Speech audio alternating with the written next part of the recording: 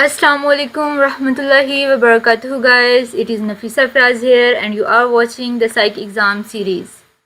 If you are looking forward to take any psychological exam, then welcome. This is the right place for you. This video is the third and last part of the recently held exam by Federal Public Service Commission for lecturership in psychology. So without wasting further time, let's get to it. Dash is the collection of analysis and interpretation of information about any aspect of program और training as a part of recognised process of judging its effectiveness. हम अगर किसी programme की effectiveness को check कर रहे हैं तो क्या मतलब है कि हम क्या कर रहे हैं, एवेल्यूएशन कर रहे हैं। ठीक है, एफिशिएंसी अगर हम किसी भी प्रोजेक्ट की चेक कर रहे हैं तो उसमें हम एवेल्यूएशन कर रहे होते हैं basically. Dash validity is the extent to which a tool appear to measure what it is suppose to measure. तो ये अपेयर्स का वर्ड यूज़ हो गया यहाँ पे। तो अपेयर्स का मतलब है फेस वैलिडिटी। ठीक है, वो हमें देखने में भी लग रहा है, फेस से भी लग रहा है कि ये टेस्ट ये वही चीज़ मेजर कर रहा है जो जिसके लिए इसको बनाया गया था। What are the characteristic of good measuring technique. तो ये तीनों जो कैरेक्टरिस्टिक्स दी हुई हैं, ऑब्जेक्टिविटी, रिलायबिलिटी, यूजेबिलिटी और वैलिडिटी भी। ठीक है, ये चारों कॉन्सेप्ट्स जो हैं वो गुड मेजरिंग टेक्निक के लिए ज़रूरी होते हैं। तो मुझे ये समझ नहीं आई कि इस कॉन्सेप्ट में नन ऑफ दिस का क्यों ऑप्शन दिया हुआ है, ऑल ऑफ अबव का ऑप्शन यहाँ पे आना चाहिए था। अगर आप लोगों में से किसी का कोई व्यू पॉइंट है इसके बारे में तो प्लीज़ मुझे ज़रूर बताइएगा। ठीक है, which is the technique of investigating involving face to face conversation. तो हम इन्वेस्टिगेट करना चाह रहे हैं और हम फेस टू फेस कन्वर्सेशन के थ्रू इन्वेस्टिगेट कर रहे हैं, तो वो कौन सी टेक्निक है, इंटरव्यू में। मोस्टली हमारा इंटरव्यू फेस टू फेस होता है। ठीक है, ऑब्जर्वेशन के लिए ज़रूरी नहीं है, क्वेश्चनर के लिए ज़रूरी नहीं है, सोशियोमेट्री में भी ज़रूरी नहीं होता। आपको पता होना चाहिए वैसे सोशियोमेट्री क्या होती है। ठीक है, यहाँ पे ये मैंने डेफिनेशन लिखी हुई है, देख लीजिएगा आप। Next question is dash type of educational research does not make accurate prediction. तो कौन सी रिसर्च होती है जो एक्यूरेट प्रोडिक्शन नहीं बना रही होती, डिस्क्रिप्टिव रिसर्च, क्योंकि उसका मकसद क्या होता है, जस्ट डिस्क्राइब करना, उसका मकसद प्रिडिक्ट करना होता ही नहीं है। अगला क्वेश्चन है the case study is the study of. Case study single group की हो सकती है, सिंगल इंडिविजुअल की हो सकती है, सिंगल कम्युनिटी की हो सकती है या सिंगल फैमिली की भी हो सकती है। तो इसका option all of the above होना चाहिए था, यहाँ पे भी नन ऑफ अबव है। ठीक है, तो अगर आप एपीए की डेफिनेशन भी खोल के देखते हैं ना तो उसमें भी इन सब का ही तस्करा किया हुआ है। तो I didn't get this question as well कि why they haven't given the all of above option here. Next question, a set of questions asked and filled by the interviews in a face to face situation with another person is called, उसको हम कहते हैं questioner. What type of statistical data are used in educational research। तो हम educational research जब educational perspective में हम research कर रहे होते हैं तो उसमें डिस्क्रिप्टिव स्टैट भी हम यूज़ कर सकते हैं, इसमें हम इन्फ्रेंशियल स्टैट भी यूज़ कर सकते हैं। ठीक है, डिस्क्रिप्टिव में मीन मीडियन मोड आ जाता है और इन्फ्रेंशियल में क्या आता है, वो सारे टी टेस्ट और अनोवा मनोवा ये सारी जो चीज़ें होती हैं ये इन्फ्रेंशियल स्टेट में आ जाती है। What is the meaning of the null hypothesis. Null hypothesis का क्या मतलब होता है, the difference between two parametric means is zero. बिल्कुल, इसका यही मतलब होता है कि दो जो मीन्स हैं उनका डिफरेंस क्या होना चाहिए, ज़ीरो होना चाहिए। Second, the difference is due to error in sampling. और सेकेंडली ये कहता है कि अगर कोई डिफरेंस आ रहा है तो वो क्यों आ रहा है, वो एरर की वजह से आ रहा है, सैम्पलिंग एरर की वजह से आ रहा है। तो ये दोनों ऑप्शंस इसके दुरुस्त हैं। अगला क्वेश्चन कहता है national education commission 1959 was established under the headship of.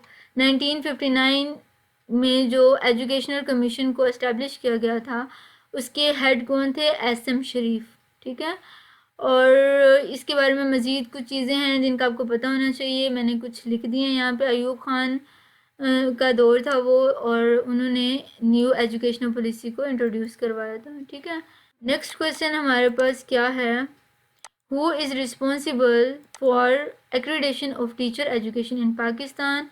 तो टीचर्स की एजुकेशन को एक्रीडिट कौन करता है पाकिस्तान में, नेक्टे। ठीक है, ये नेक्टा नहीं है, नेक्टे है। नेक्टे बेसिकली क्या होती है, national accreditation council for teacher education. ठीक है, ये 2006 में ऑर्गेनाइजेशन बनाई गई थी, इसका आपको पता होना चाहिए, आ सकता है ये क्वेश्चन।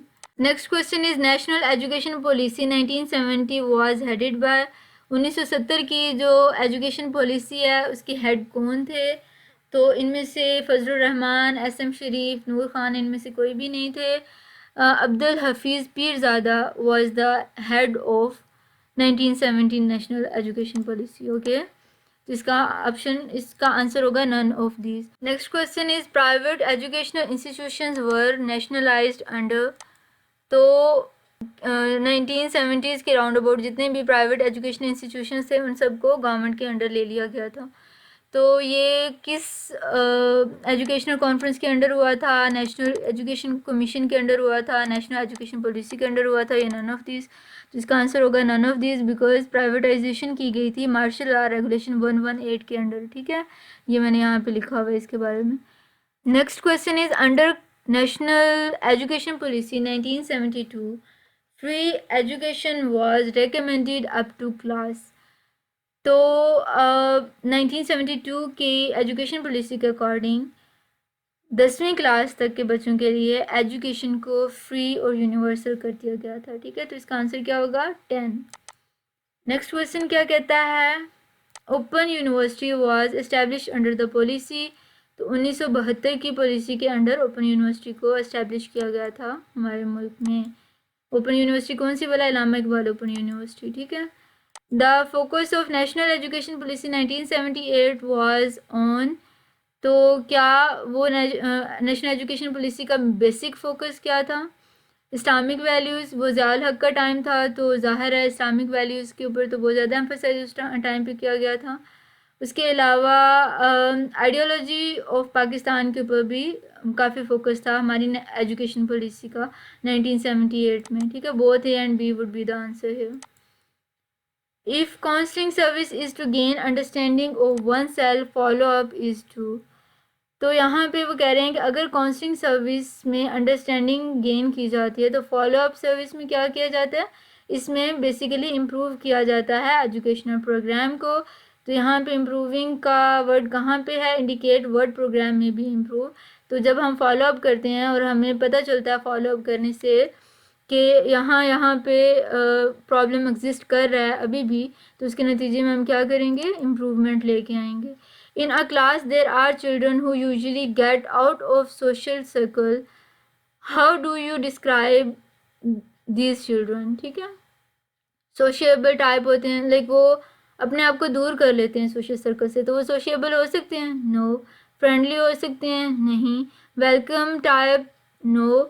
तो इसका आंसर क्या होगा? नन ऑफ अबव, क्योंकि वो क्या होते हैं? बेसिकली वो शाय होते हैं, शाय टाइप होते हैं वो। For the counselling services to be effective, affected लिखा हुआ है, गलत है ये। द स्कूल एडमिनिस्ट्रेटर शुड, तो स्कूल एडमिनिस्ट्रेटर को क्या करना चाहिए?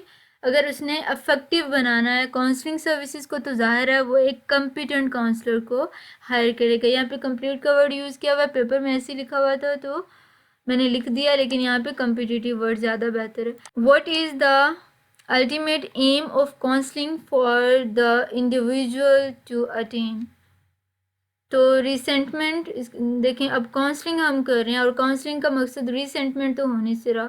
Self pity no, self destruction no, तो इसका आंसर होगा none of above. Basically counselling में हम क्या करते हैं? क्लाइंट को एनेबल करते हैं कि वो खुद अपने डिसीजन ले सके और उनके ऊपर खुद ही एक्ट अपॉन भी कर पाए। ठीक है, अपने लिए चॉइसेस वो खुद ले सके। तो this is what the aim of counselling is. इसके साथ ही हमारा साइकोलॉजी लेक्चरशिप का टेस्ट कंप्लीट हो गया। If you guys have any query or difficulty with any particular topic of psychology, feel free to ask me in the comment section below. I will make sure to resolve it in my upcoming videos इंशाल्लाह। अगर video आपके लिए beneficial रही है तो please इसको like ज़रूर करें और चैनल को सब्सक्राइब करें ताकि हर न्यू आने वाली वीडियो आप तक पहुंच सके। अपना बहुत ख्याल रखिएगा, मिलते हैं अगली वीडियो में, तब तक के लिए अल्लाह हाफिज़।